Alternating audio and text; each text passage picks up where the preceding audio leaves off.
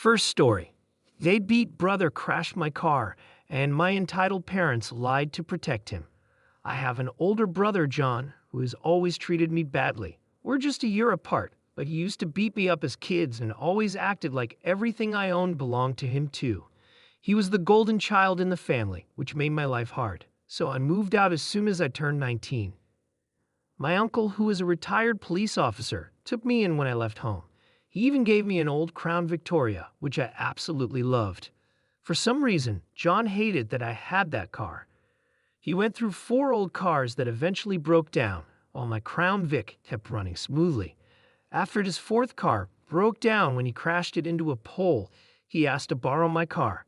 I had a bad feeling and told him no. He called me entitled and said he needed the car to get to work. I told him to take the bus because I knew how he drives, and there was no way I was letting him use my car. My parents called me after that, trying to convince me to lend him the car. I refused, no matter what they said, because I needed it for my own transportation. John wasn't the only one with a job to get to. My uncle was proud of me for standing up to them, and even gave me a high five. A few days later after work, I noticed my car was missing from where I had parked it. I called John, but he didn't answer. Then I called my parents and asked if he had taken my car. They denied it at first, but when I said I was calling the cops, they admitted that John had taken it because he needed it. I told him he'd better bring it back immediately, or I'd get the police involved. They called me a jerk, but they also called John and told him to return my car. He showed up in the parking lot 30 minutes later. When I demanded to know how he stole my car, he held up a set of police Crown Vic keys he had bought online. Some of them were made to work with multiple cars.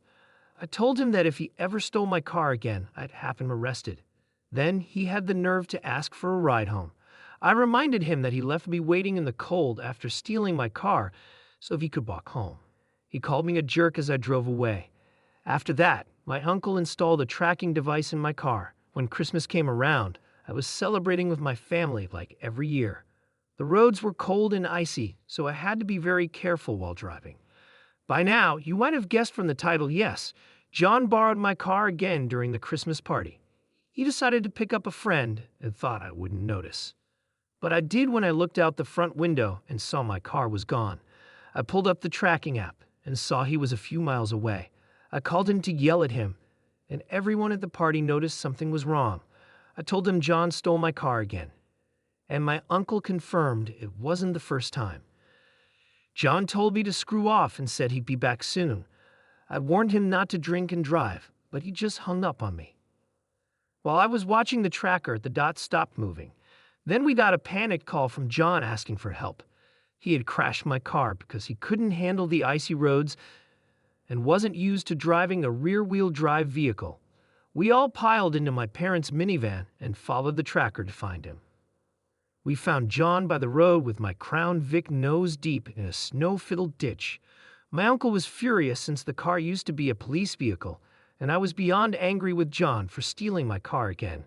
My parents wanted me to let it go, but I said enough was enough and that I was going to call the police. John begged me not to because he had been drinking before driving and would get a DUI. I told him he was going to pay for the damage to my car, or I'd sue him. As luck would have it, the police were already on their way to check on the accident because someone else had called them. My parents tried to tell the cops that I was the one driving, and they were just there to help me.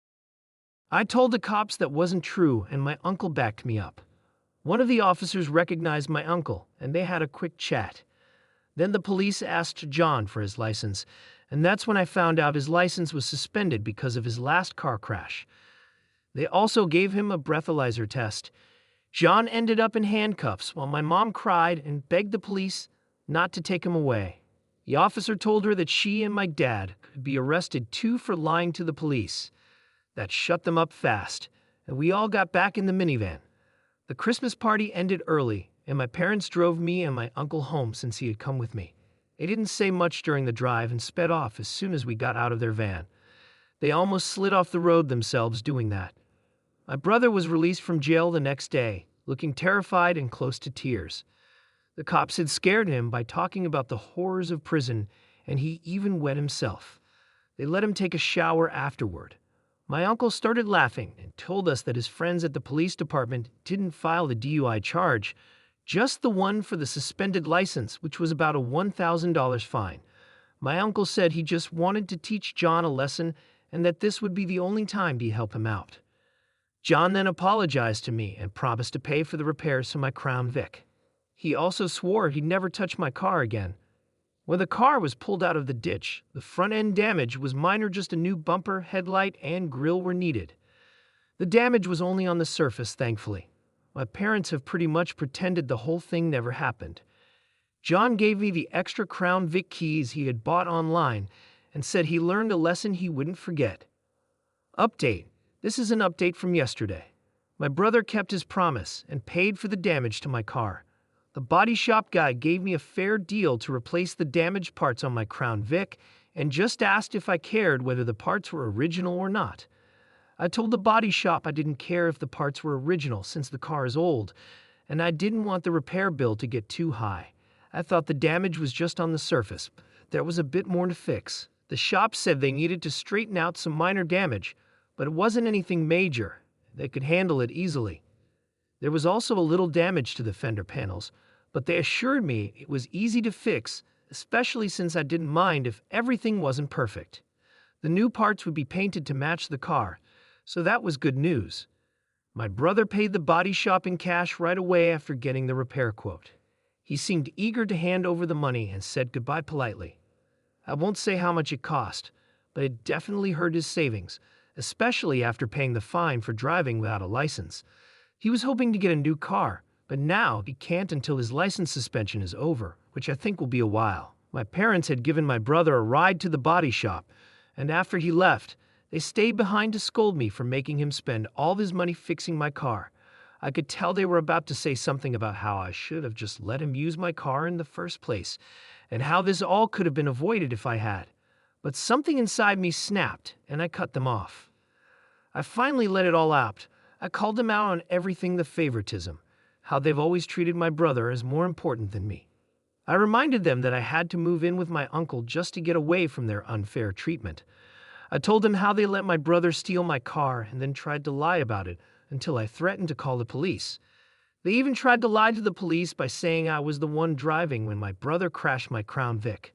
And now they were mad at me for making my brother pay for the damage he caused by stealing my car on Christmas Eve, driving without a license and while drunk.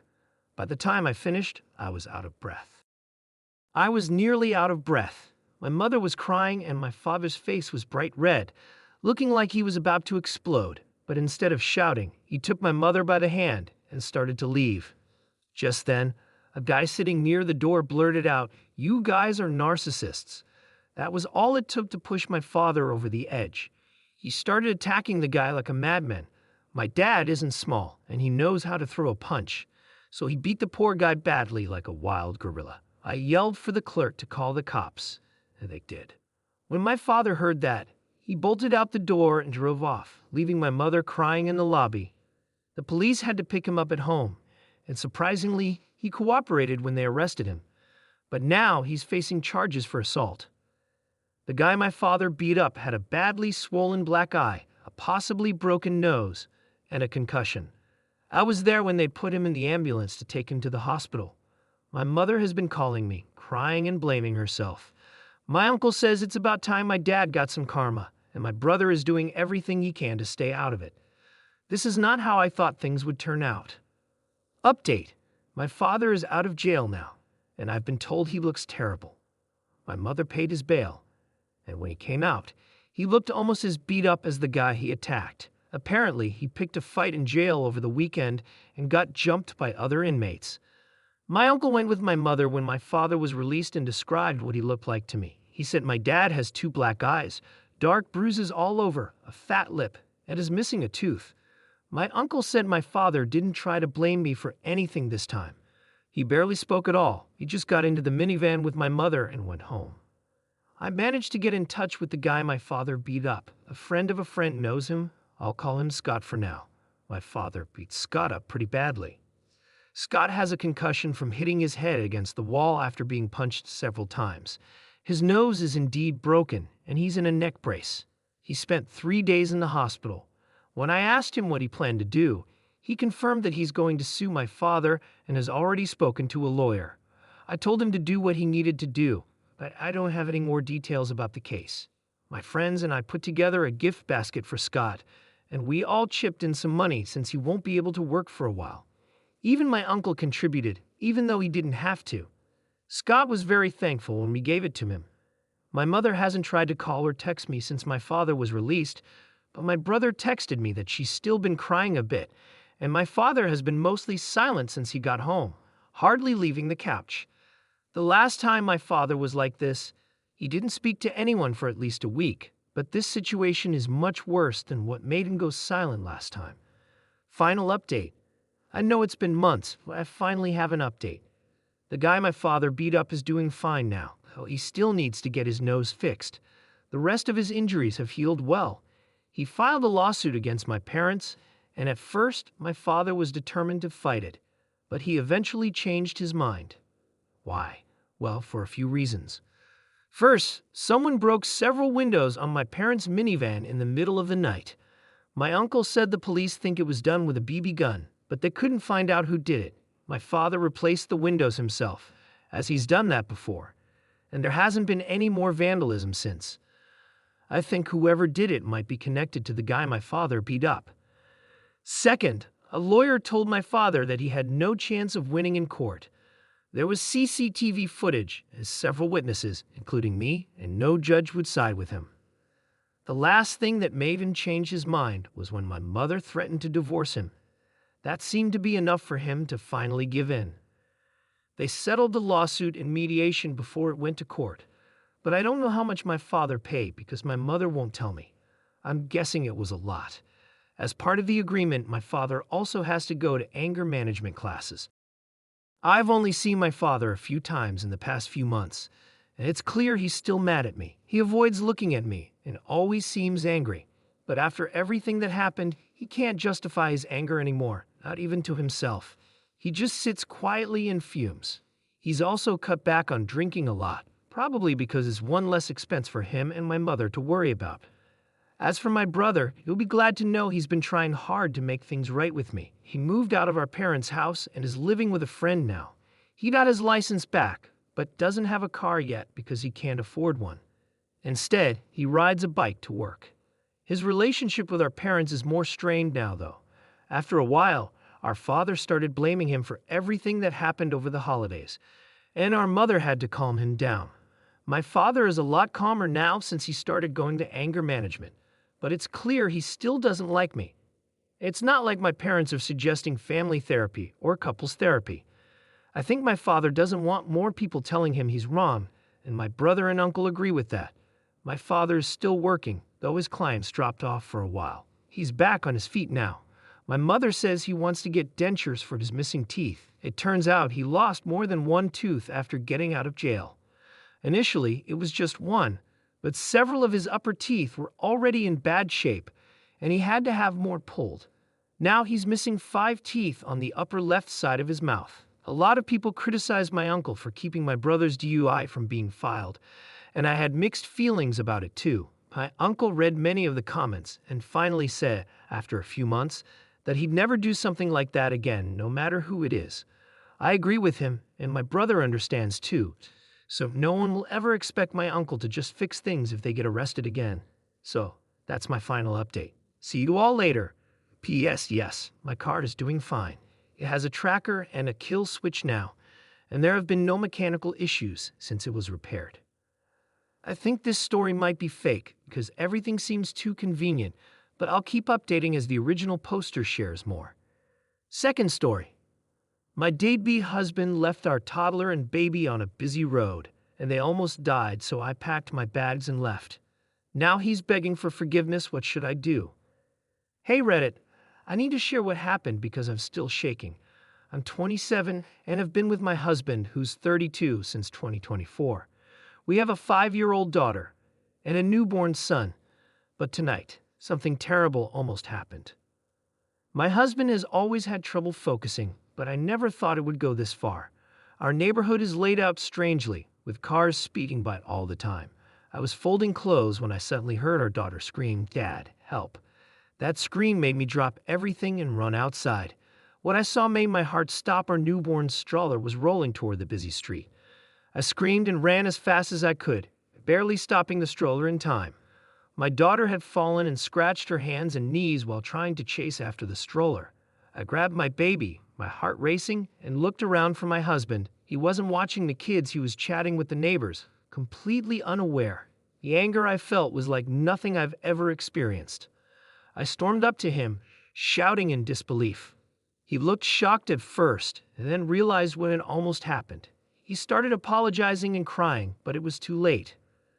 I couldn't understand how he could be so careless, so blind to our daughter's screams and the stroller rolling away. I packed up the kids and left. I'm staying with my parents now, and they're on my side. But my husband keeps texting and begging for forgiveness, saying it was just an honest mistake. But I can't get over the fear of almost losing my baby because he couldn't focus for even a second. My daughter got hurt because he wasn't paying attention. I almost lost my son because he wasn't paying attention. I can't stop crying. I wish this had never happened. I'm sorry this is short, but I just want to hold my babies.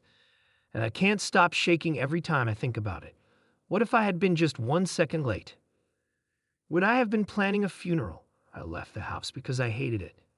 I didn't feel like it was safe for the kids with all the traffic, and I was right.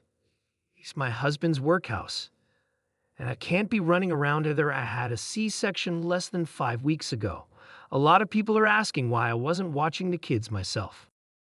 I was doing their laundry like any parent does while my husband took the kids for a walk to spend time with them. He caused this situation all by himself. This has never happened before, so how was I supposed to know? People are asking why I didn't get him checked out. I'm not his mother. He's 32 years old. I'm tired of people acting like I have to parent my husband while I'm also taking care of a newborn and a toddler and still healing from a C-section. I even tore my stitches when I ran to save my baby. I don't care if it was his ADHD. The court wouldn't care either. If he had killed my child, he would have gone to prison, no matter what. Relevant comments and additional information from the OP. A specific comment mentioned, okay, he was 99% wrong, and I'd be furious just like you. But I'm a little confused about the situation. Why was your baby left unattended in a stroller? How did the stroller end up in the road if you were at home? Is it normal for your baby to be out front in the stroller while your toddler plays outside? Maybe it was a freak accident. As a mom, I have to be honest, most of us have had near-death experiences with our kids. We could be naive and expect our little ones to have more awareness and survival skills than they do. When my son was 2, we had a terrible experience with an escalator, and I still have trouble sleeping because of it. Every parent has these moments, unless they're insanely lucky. I don't fully understand what happened, but it seems like he's really sorry and feels awful. Once you go through something like this, you never forget it. If he truly loves your kids, he's devastated and has learned a hard lesson. I'm not sure if your response was the best, but I understand why you did it in the heat of the moment. I think you two need to have a serious talk and maybe consider moving if possible. I wouldn't jump straight to divorce like Reddit often suggests.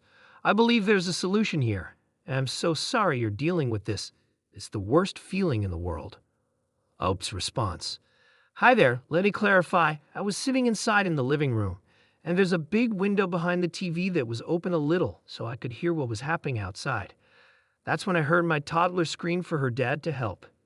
When I got outside, he was standing on the neighbor's driveway. I think he must have left the baby on the road because there's no way the stroller would have rolled off by itself. My toddler was playing with the neighbor's cat before she noticed her brother rolling away. When I confronted my husband about it, he just kept stuttering and couldn't explain what happened. I still don't know if he forgot to put the brakes on the stroller, if the wind pushed it, or something else. My neighbor contacted me and asked if I wanted the security footage because his wife is completely on my side.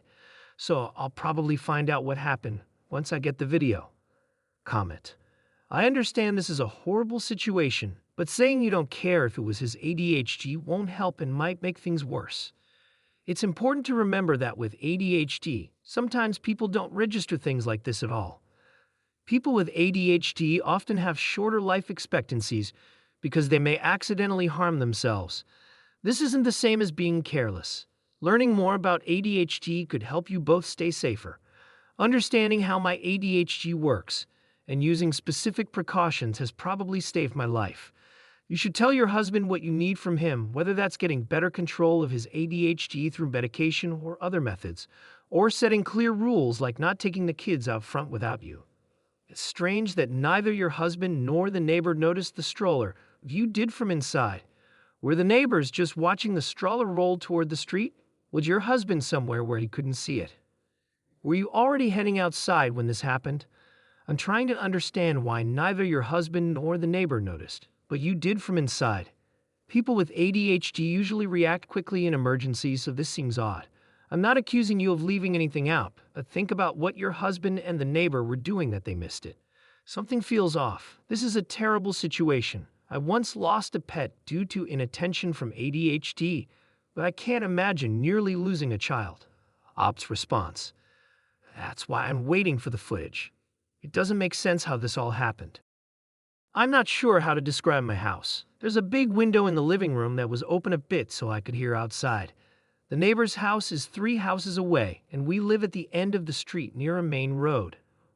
When you walk into my house, the living room is on the left, and the kitchen is on the right. When I got up, I couldn't run fast because I'm still healing. Sorry if this is confusing. When I ran outside, the neighbor's wife was running toward the stroller, but was still far away, and the neighbor was helping my little girl off the road. That's all I saw. I'm just waiting to hear back from them. My husband was just standing there with his hands on his head, doing nothing. Comment. I was shocked when I read what happened. Are you okay? Did you hurt yourself more? You just had a baby. What was your husband doing? Being outside with small children, especially near a busy street, should be like watching them swim. Anything can happen in an instant. I hope you're okay. Do you have cameras in your house? I wonder how long your husband was talking to the neighbor. Op's response. I tore my C-section stitches and had to go to the ER. While I was there, I made sure my little girl got her knees and hands bandaged up. The crazy thing is, I didn't even realize I was bleeding until I was in my parents' car. My mom noticed and panicked, taking the baby back to their house while my dad took me and my daughter to the hospital. Update 15 hours later. The neighbor's wife sent me the footage, and I just can't believe what I saw. My husband was walking with the stroller, and our toddler was in front of them. When they passed the neighbor's house, the neighbor was outside washing his car, and our toddler saw his cat and stopped to pet it. My husband stopped too, but he left the baby on the road. He didn't even bother locking the stroller wheels and walked all the way up the driveway without looking back. He had his back to the stroller for about 10 minutes before it suddenly started moving. I think it was because the road is on a hill, or maybe it was the wind. My toddler never went near the stroller. The stroller rolled down the road, and that's when my toddler started screaming and running after it. When she saw the stroller, the neighbor started running after my daughter, but she tripped, and he tried to help her up. That's when the neighbor's wife drove into the frame, stopped her car, and ran back toward the stroller. After that, everything went out of frame, but you can hear all the noise. My husband just stood there the whole time with his hand on his head, staring blankly. He didn't even move when our toddler was crying after she hurt herself. He only started crying when I confronted him. I don't know what to do. I'm panicking because this isn't the life I wanted for my kids. I can't understand why he just stood there. I haven't gotten a text or call from him since I saw the video, just silence. I can't stop hearing my daughter's screams in my head. It's a sound no mother ever wants to hear. I can't explain it, but it felt like my blood ran cold, and all I felt was pure fear. I'd never want to watch that footage again. Thank you for watching the video. If you're interested in more stories like this, we have plenty more to share. Just subscribe to our channel, hit the like button,